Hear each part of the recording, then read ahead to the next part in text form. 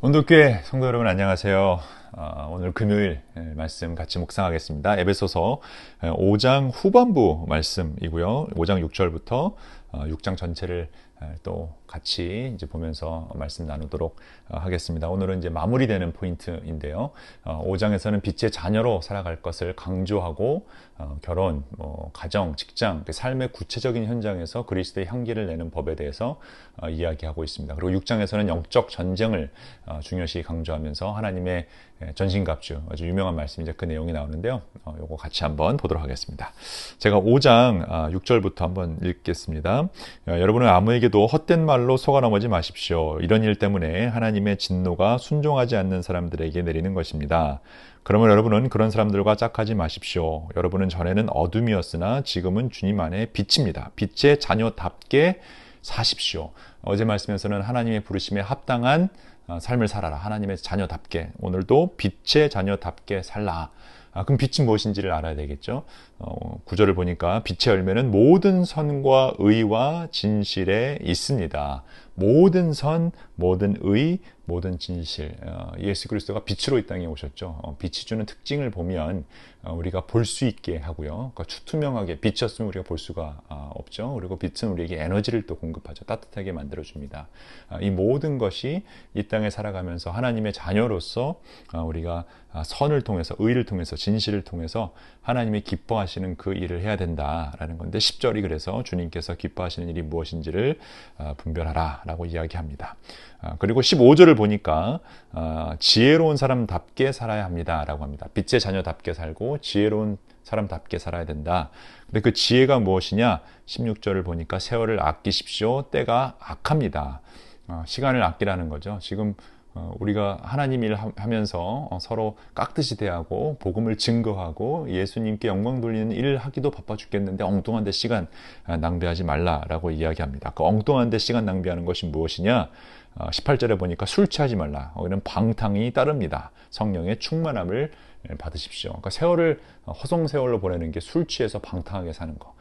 술뿐만이 아니라 이 방탕을 일으키는, 방탕하게 내 시간을 웨이스트하는 모든 것들 포함하죠. 그게 비디오 게임일 수도 있고요. 비디오 게임 가끔 스트레스 풀려고 한다. 그 정도는 괜찮겠죠. 근데 너무 많은 시간, 아니면 유튜브를 너무 많이 본다든지 내 시간의 전체적인 상황을 좀 보면서 방탕하게 보내고 있는 게 어떤 건지를 좀 돌아봐야 됩니다. 우리 스크린 타임을 좀 보낼 수 있으면 좋겠는데요.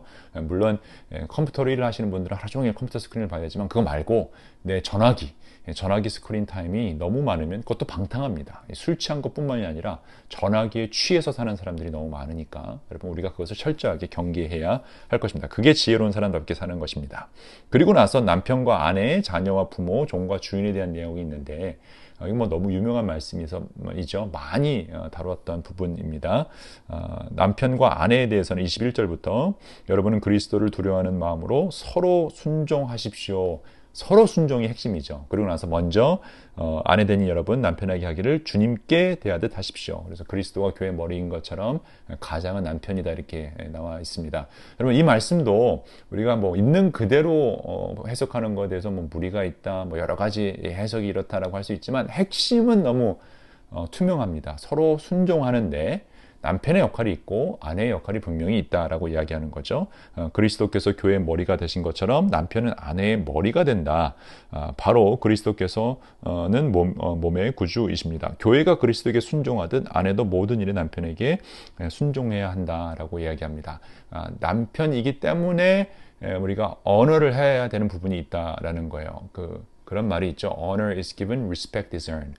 여러분이 리스펙트하지 못하는, 존경하지 못하는 부분이 있다라고 해도 그 역할 자체가 남편이기 때문에 언어는 해야 되는데 그 부분을 지금 다루고 있습니다. 물론 남편이 리스펙트는 earn 해야 됩니다. 그 존경을 받을 만한 행동을 해야 되고 그런 사랑을 줘야 되죠. 그거에 대해서 바로 그 다음에 이렇게 얘기하고 있죠. 남편 되니 여러분 아내 사랑하기를 그리스도께서 교회를 사랑하셔서 교회를 위하여 자신을 내주신 것 같이 하라. 예수 그리스도께서 교회를 위해 죽으셨죠. 그러니까 사실 이게 훨씬 더 큰 사랑이고 훨씬 더 큰 책임입니다. 그러니까 남편이 아내 사랑하기를 그렇게 해야 된다. 그리고 뒤에 보면 훨씬 더 많은 내용을 남편이 해야 되는 부분에 나와 있어요. 그러니까 남편에게 주신 명령이 더 크다라는 사실을 꼭 기억하시면 좋겠고요. 쭉 그 부분을 한 번씩 읽어갈 수 있으면 좋겠습니다. 그리고 마지막 33절을 보면 그러므로 여러분도 각각 자기 아내를 자기 몸같이 사랑하고 아내도 자기 남편을 존중하십시오. 두 개가 다 같이 가야 된다라고 분명히 이야기하고 있죠. 남편과 아내의 모습이 이렇다라고 이야기하고 이게 지혜로운 모습, 지혜로운 사람다운 모습, 빛의 자녀다운 모습, 하나님의 부르심에 합당한 모습이다. 그리고 자녀와 부모의 관계에서도 얘기 나와 있죠. 너무나 명확합니다. 자녀는 부모를 당연히 공경해야 되고요. 또 부모들은 자녀를 노엽게 하지 말라 이렇게 돼 있어요. 그런데 주님의 훈련과 훈계로 기르십시오. 주님의 훈련과 훈계가 뭐죠? 하나님이 이스라엘 백성을 광야에서 훈련시키고 또 그들을 사랑하셔서 그들을 다 이끌어내시고, 그러니까 하나님의 훈련 방법은 이 두 가지가 항상 같이 갑니다. 은혜와 진리가 같이 가요. 은혜로 따뜻하게 대해야 되고요. 그렇지만 진리로 시원하게 또 선포해야 된다. 잘못된 것은 잘못됐다라고 가르쳐야죠. 그건 부모의 역할입니다. 너무 요즘 부모님들이 그냥 자녀를 오냐오냐 키워서 너무 버릇이 없고 가정교육을 못 받은 자녀들이 너무 많죠. 그 사회에 나가서 무리를 일으킵니다.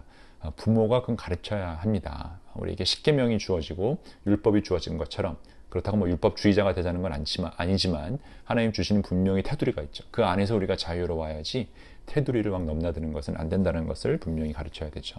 그 다음에 종과 주인에 대한 내용이 나오고요. 이것은 당연히 이 당시 시대적인 배경에서 종이 있었고 주인이 있었고 그 둘 관계에 대해서도 서로 깍듯이 대하는 것에 대한 설명이죠. 종을 이 시대에도 허락하는 내용은 절대 아니다라는 사실 기억할 수 있으면 좋겠습니다. 우리 사업터에서 또 우리 사업하시는 분들은 그 종업원을 종부리듯 부리면 절대 안 되죠. 그리스도인의 모습이 아님을 우리가 잘 알고 있습니다.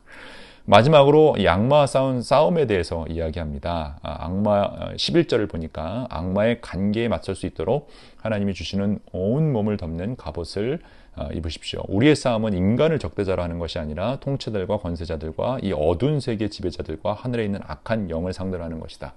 여러분, 절대 사람을 보고 사탄이다, 악마다 이렇게 얘기하면 안 되죠. 뭐에 씌워서 그럴 수는 있겠죠. 그런데 절대 사람은, 우리의 적대자는 그 사람이 아니다. 사탄 마귀의 그 관계, 사탄 마귀 그 졸개들, 이걸 꼭 명심해야 합니다. 우리의 상대가 누군지, 우리 적이 누군지를 분명히 해야 되고요. 그거에서 싸울 수 있는 방법이 뭐냐면 14절부터 진리의 허리띠를 허리에 동이고 정의의 가슴마개로 가슴을 가리고 버티어 서십시오. 발에는 평화의 복음을 전할 차비를 하십시오. 이 모든 것에 믿음의 방패를 손에 드십시오. 그것으로 여러분은 악한 자가 쏘는 모든 불화살을 막아 꺼버릴 수 있습니다. 그리고 구원의 투구를 받고 성령의 검, 곧 하나님의 말씀을 받으십시오. 요즘 유튜브에 찾아보면 이거에 대한 설명이 너무 잘 많이 나와 있고 또 설교도 많이 있으니까 그걸 따로 들으시면 좋을 것 같고요. 핵심은 우리의 상대는, 우리가 싸워야 할 상대는 사람이 아니다라는 사실 꼭 기억하시고 이런 전신갑주를 입는 이유는 악마, 사탄과 싸우기 위함이다라는 것, 우리의 상대는, 우리의 적은 사탄 마귀라는 사실을 기억하시면 좋겠습니다. 그리고 18절을 보면 온갖 기도와 간구로 언제나 성령 안에서 기도하십시오. 이것을 위하여 늘 깨어서 끝까지 참으면서 모든 성도를 위하여 간구하십시오. 결국 또 성도를 위하여, 이웃을 위한 이게 나오죠. 그러니까 나 혼자 싸우고 나를 보호하기 위한 것뿐만이 아니라 다른 사람들, 성도들을 보호하고 같이 성도들 위해 기도하는 거, 다른 사람들을 대하는 거에 대한, 섬기는 거에 대한 내용이 나와 있습니다. 그리고 이제 작별 인사를 합니다. 마지막 절을 보니까 하나님 아버지와 주 예수 그리스도께서 성도들에게 평화를 내려주시고 믿음과 더불어 사랑을 베풀어 주시기를 빕니다. 우리 주 예수 그리스도를 변함없이 사랑하는 모든 사람에게 은혜가 있기를 빕니다. 축도죠. 저도 이 축도를 여러분에게 하면서 에베소서 이번 주 너무나 간단하게 짧게 고우했지만 핵심만 우리 같이 보았습니다. 이 축도로 마무리 짓도록 하겠습니다. 이제는 우리 주 예수 그리스도의 은혜와 하나님 아버지의 사랑과 성령의 교통하심이 이번 주 에베소서를 통해 도전을 받고 하나님의 자녀답게 살려고 발버둥치고 사탄 마귀의 관계에 빠지지 않으려고 영적 무장을 하기 원하는 하나님의 귀한 백성들의 머리 위에, 일터 위에, 가정 위에 이제로부터 영원토록 함께 하시기를 축원하옵나이다. 아멘. Light on, do good. 이번 위켄드도 화이팅입니다.